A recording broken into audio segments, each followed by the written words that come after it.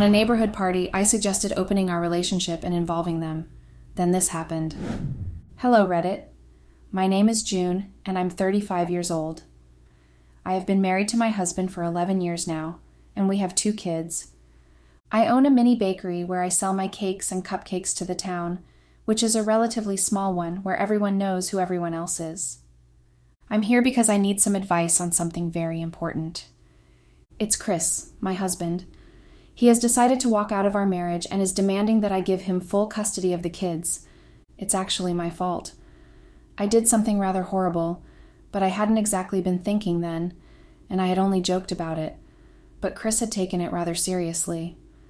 At a neighborhood party, I suggested opening our relationship and involving them. Then this had happened. Chris had gotten really angry, and he had decided to announce right there in front of everyone that he wanted a divorce because he had to get away from my cheating self. I had thought of it all as jokes until he had taken the kids and had left the house the next day after ignoring me through the rest of the night, and they've not been back since then. He emailed the divorce papers and won't even return any of my calls or even hear me out. I had suggested the whole thing because of what had been going on the past few months. Let me give a little backstory so you'd understand why I had brought up opening our relationship.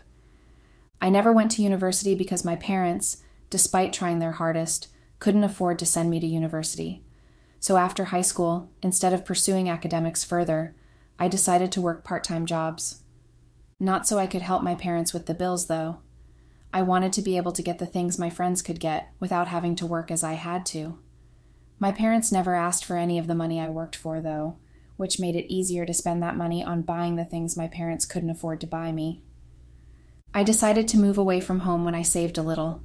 Everyone knew me there, and I hated being there, especially during school breaks when most of my high school classmates would come home, and I was expected to smile and listen to them rant and talk about school. Soon, I was able to gather enough money to move, which I did, expecting things to be easier. But things had obviously not turned out the way I wanted them to be. I had to live with a girl I met the day I moved there in the small room she rented, and she demanded I pay her rent, which had been more than half of what she paid as the rent.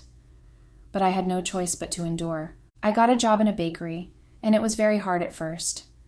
I got yelled at several times by the boss because I couldn't get many things right, and eventually I got fired. I didn't want to give up and move back home, so I looked for another job, and that had been a job as a cleaner in a small guest house. Several times I would get harassed, especially by the male guests, and I resisted lots of attempts to be paid for sex. It was while working in the guest house I met Donald. Donald was very sweet and kind to me, and whenever I cleaned up his room, he would give me tips. I liked him a lot because of the fact that he never attempted to touch me or anything.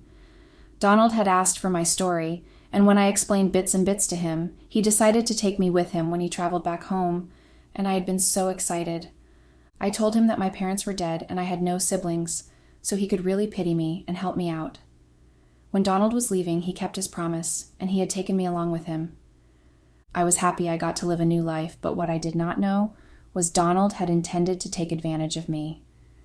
Well, he didn't exactly take advantage of me, seeing that I had agreed to do what he wanted me to. Apparently, Donald owned a club where he employed sex workers, and he had told me that I could just be a waitress who would earn tips, and I didn't have to have sex with the clients if I was smart enough. I agreed to it, and soon I became one of the best seducing waitresses. I even offered men lap dances to get money, but I only slept with very few of them. I slept with men who I knew had lots of money and would give me lots when I got down with them. I wanted to gather enough money to learn baking and also get myself a mini shop for it. But the money I earned as tips was so much, I just couldn't stop. The money came in really easily and it just pleased me. I continued as a waitress in Donald's club for 2 years before I eventually decided to move away from that town completely with the ton of money I had made.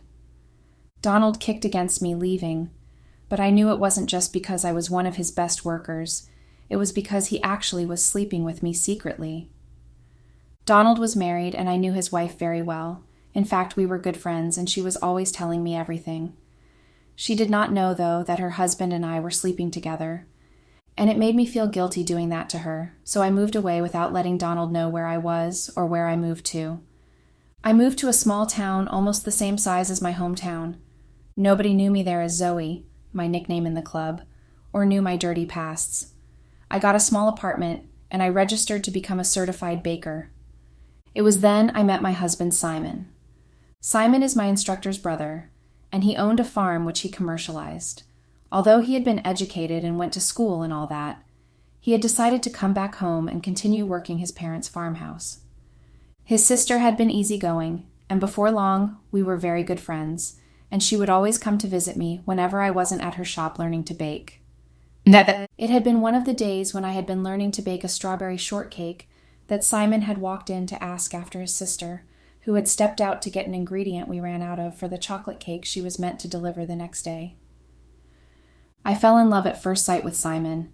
He had been so handsome that day, looking all cowboy with his hat, which he probably had on to prevent the sun from scorching him, and his sleeves rolled up to show his muscles gotten not from years of working out in a gym, but years of working the farm.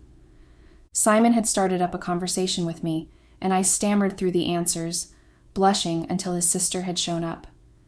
She teased me greatly about that day, even during my years of being married to her brother. Simon and I started off as friends, but I was already madly in love with him, and was just hoping he felt the same way soon. Our whole relationship had been explosive. After 1 month of being friends, Simon and I started dating, and eventually we got married within 3 months. My parents didn't show up for the wedding. Well, they couldn't, seeing I actually never mentioned them in any conversations Simon and I had. I had told him initially that I was an orphan. I don't know why I did that. Probably because I was too ashamed of my background. Within a year of being married, I got pregnant with Lily, my girl, and we were so happy.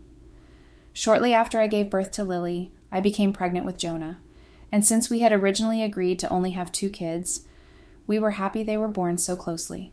After about 3 years, the kids had started going to daycare, and I was always alone in the house.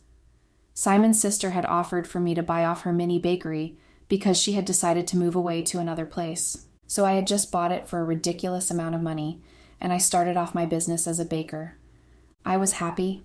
I am a mom and a wife and also a baker.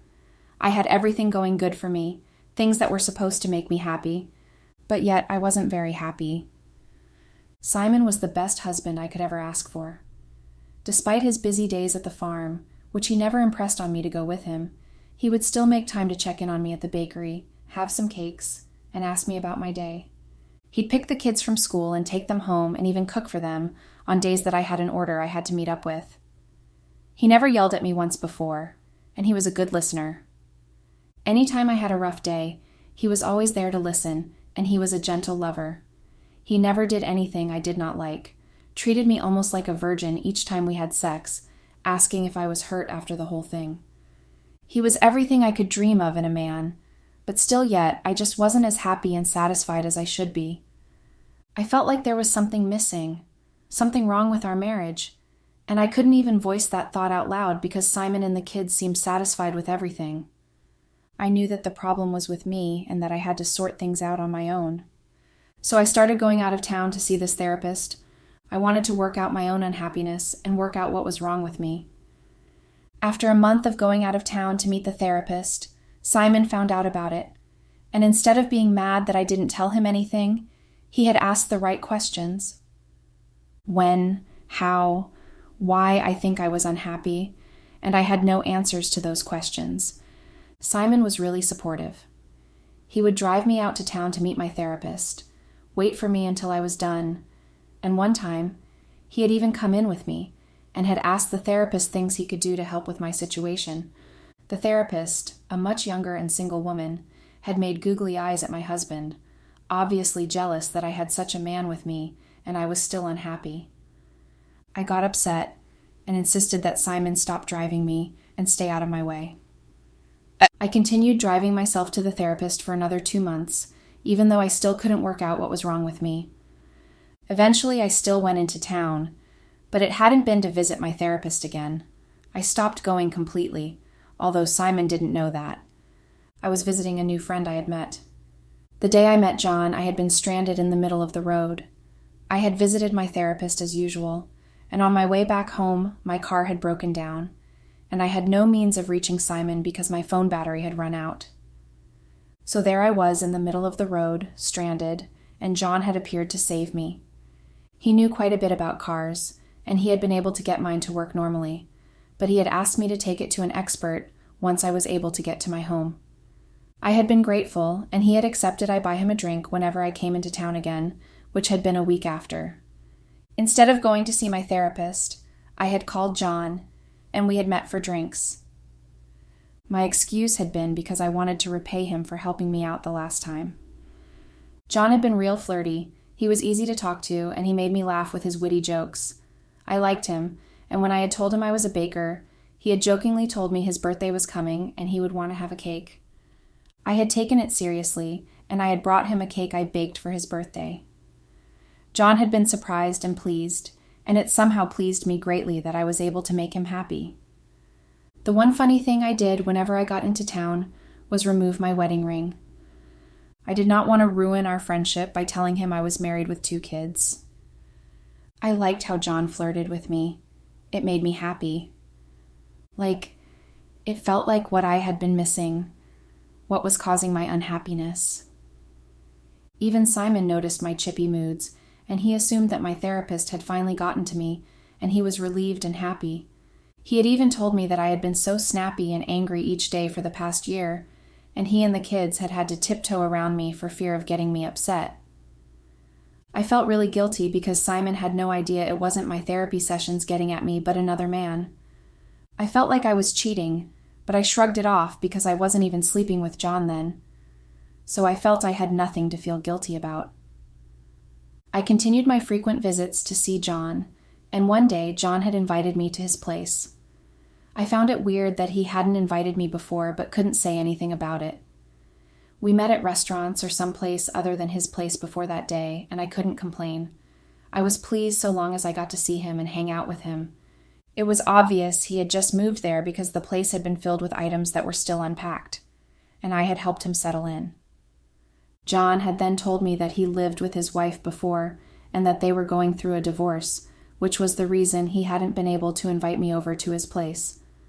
I felt hurt that he never told me he was married, but then I kept quiet because I knew I had not told John anything about my own marriage either. From then on, I started visiting John's place more frequently. I lied to Simon that I had started learning in another baker's shop so I could up my skills, and he had no objections. John and I started sleeping together soon enough. The first time had happened when we played a daring game, and it had gotten rather heated. I felt so guilty that day, but I kept my turmoil inside of me because John did not know why I should be panicking. I got home that day, and Lily had been especially chatty that evening, wanting to tell me how her day went in school, but I wanted to just sit by myself and sort out my thoughts, so I had yelled at her that evening. I felt bad after yelling, but I didn't apologize. I was dealing with my guilt. But my guilt did not stop me from going to see John twice a week when we would have countless sex. I should have found it weird that John never asked why I had to travel twice a week to see him when I could just stay. But John was comfortable with our lifestyles, and he never complained about it, not even once. Eventually, I found out that John was never going through a divorce, and he was only having an affair with me. I had found out when his wife had walked in on us during one of our physical activities. She had pulled my hair and had almost beaten me up, but John had held her, so I was able to make my escape. I deleted John's number and decided to focus on my life. Luckily, John knew nothing about me except the things I told him, so he didn't know the town I traveled to his place from, or that I was married with 2 kids. I decided to face my marriage and my kids this time, determined to be happy. When Simon had asked why I stopped going to my therapist, I had told him that I didn't need a therapist to be happy anymore, and Simon had said nothing. 2 months after the whole incident, a couple had moved into our town, and they had been our next-door neighbors. The husband had turned out to be one of the clients I used to sleep with when I worked at Donald's Club. He had been one of my paying clients. I had been so shocked seeing them move into a small town like ours, especially because I knew how wealthy the man was. But apparently, his business had taken a big hit, and they had gone almost bankrupt, so all their savings had gone into paying debts, and the remaining had been used to move to a new place with a fresh start. The wife insisted on becoming my friend, despite my attempts to stay away from them. I was scared that the man would expose my past to Simon, and I wanted none of that happening. I didn't want my marriage destroyed. I love Simon and our kids so much. The man definitely recognized me, because every time he saw me, he smirked and would then turn away and continue whatever he was doing.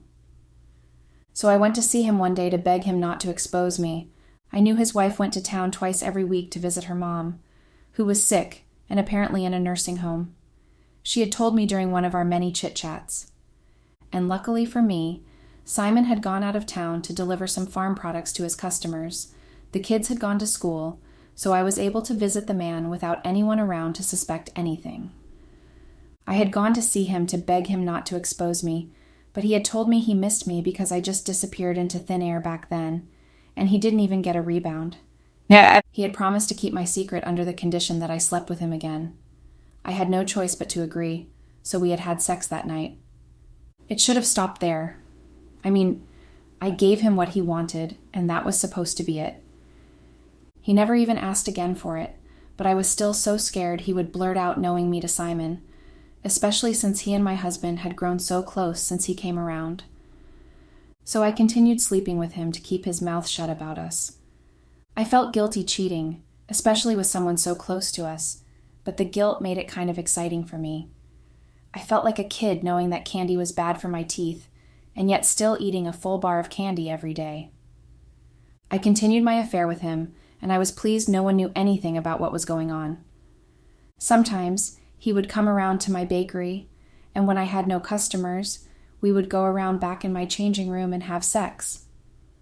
But soon enough, I got tired of sneaking around like kids having drugs. I wanted to be free, especially after I had listened to his wife talk about her friend who was in an open relationship with her husband. She had told me that the husband knew most of the people she slept with, and she also knew her husband's mistresses. She had told me she was envious of them and somehow wished she and her husband could maybe open their relationship, but then she knew how insanely possessive her husband was and how big he was on staying faithful to your spouse. I had snorted inside me, knowing just what the husband was doing behind her back. But the thought of opening our relationship started to dwell in my mind. But knowing exactly who Simon was, I knew he would never agree to it. I knew getting Simon to agree would definitely alleviate the guilt I carried around all day of having an affair, so I knew I had to somehow bring up the issue.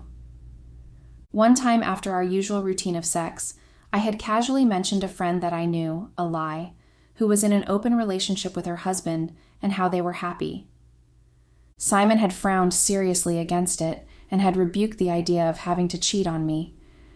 He had told me he couldn't stand anyone who cheated and would want them out of his life as soon as he found out.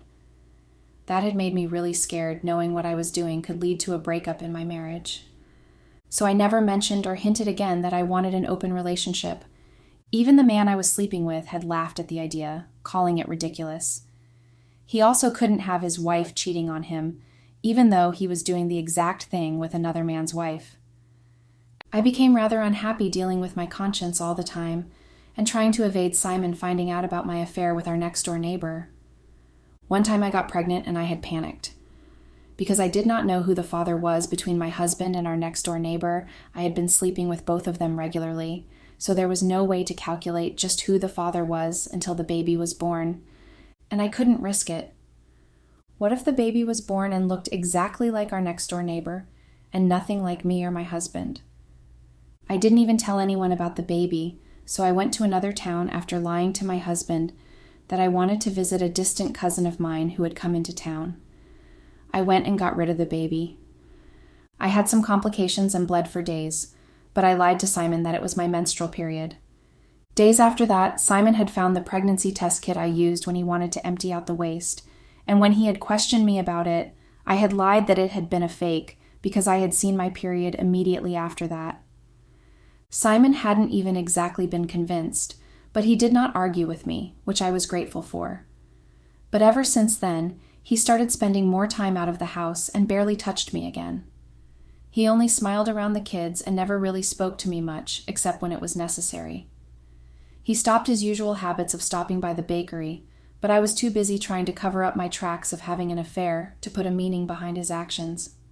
Soon after that, our neighbor's wife decided to host a party to celebrate their move-in, since they couldn't exactly do that at the beginning because of how they had come. She had me help her with the cooking, and I even baked a mini cake for them. She had, of course, invited anyone who would come, and that had literally been half of the town. The party started in the evening so that those who had kids would have put them to bed and have time to hang out.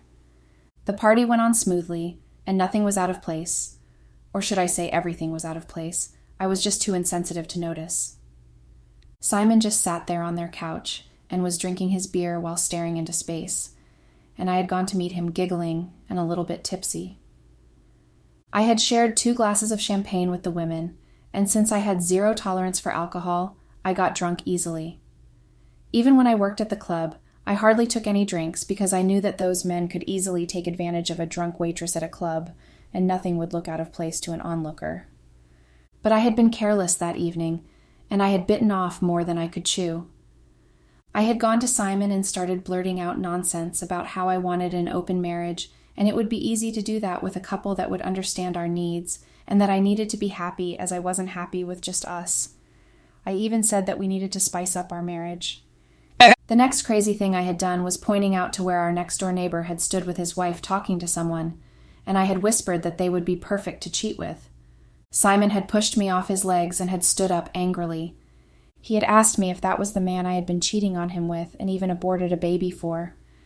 Being drunk and ready to say anything that came to my head, I had nodded a yes, and everyone had gasped when they heard my response. Simon had announced right there that he wanted a divorce and he would never let me have access to our kids again. It had been the next morning before I realized exactly what I had done, and by then it was too late to take anything back. I've been emailed the divorce papers a week after he left with the kids, and another letter to tell me to evacuate the house within the week after signing the divorce papers. I cannot lose Simon and the kids. That's my whole life right there. I do not even mind the whole town hating me or whispering about me everywhere I went.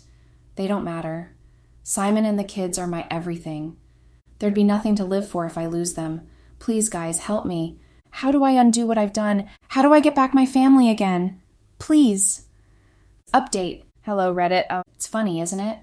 How life could be so perfect this moment, and then the next instance you've lost everything you've ever had. I had the perfect everything. The perfect loving husband who cared and loved me so much. The perfect kids who never stressed me and loved their mama. Everything had been perfect, really, until I went and ruined everything with my own hands. Stupid of me, right? I'm sure you guys agree. I came here knowing that I did the very wrong things, but I needed some sort of way to right my wrongs and perhaps get back what I lost. But you guys have comforted me in the opposite way by letting me know just how unworthy I am of a second chance. How stupid it is of me to think that I could ever get them back after everything I did to hurt them. How audacious. I refuse to use some of the creative words you guys used instead. You think I am to think that I could really get some pity or words of advice from you guys to get back the people I hurt so much. I know now what a stupid decision it is I made to have come here, thinking I really would get some advice. I regret everything. I've never been as alone as I am at this moment. I have no place to go or no one to talk to. I really am just an empty shell. I feel so horrible.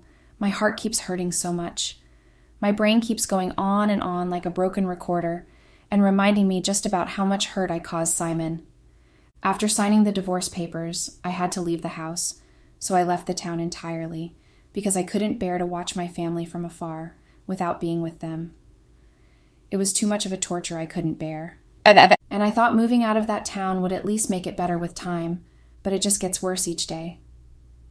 I keep yearning for them, but knowing that I was with them and I lost that opportunity because of my lying, cheating self hurts so much more.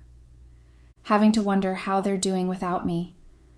If the kids miss me and ask after me, and what their father would tell them when they do ask. Do they know now that their mother was a lying and unfaithful wife to their father? Do they hate me now? Those thoughts keep me awake at night, and several times my neighbors had come banging my door to let them sleep and stop my cries. I have nothing to my name. I'm just so alone. I cannot even go back to my parents after so many years of abandoning them. They probably would have forgotten they ever gave birth to me. Now I realize that this may be karma. I abandoned my parents without thinking that there may be consequences, and now the consequences are here in full force.